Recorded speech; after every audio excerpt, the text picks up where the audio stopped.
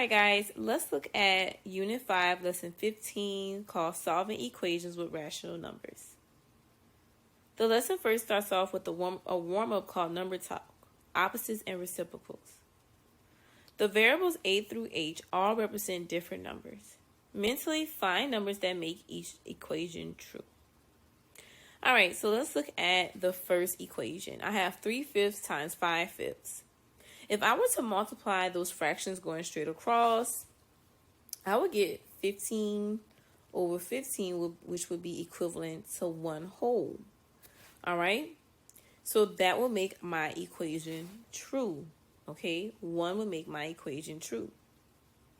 When I look at the next equation, I see the answer 1. All right?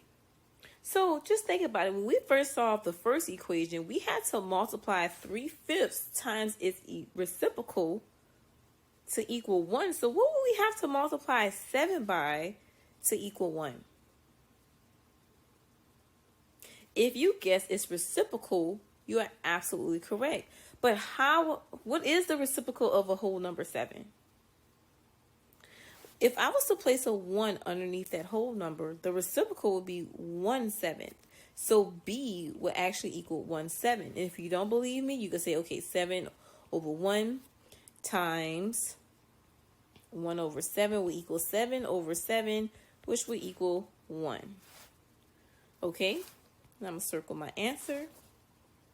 And then the last equation dealing with multiplication is talking about, okay, C times D will equal 1. Okay, so you could look at it as, okay, what if C was equal to 3? All right, if C was equal to 3, then D would have to equal to 1/3. Because just studying the other patterns, right? Anytime I multiply a number times its reciprocal is equivalent to 1. All right.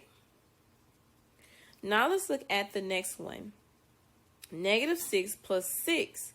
Now, in our previous lessons, we learned that anytime we add numbers that's opposite is the same as subtracting. So 6 minus 6 will equal 0. Okay. So then when I look at F, I see that our 11 plus this number equals 0. Well, 11 minus 11 will equal 0. So 11 plus -11. So F will equal -11.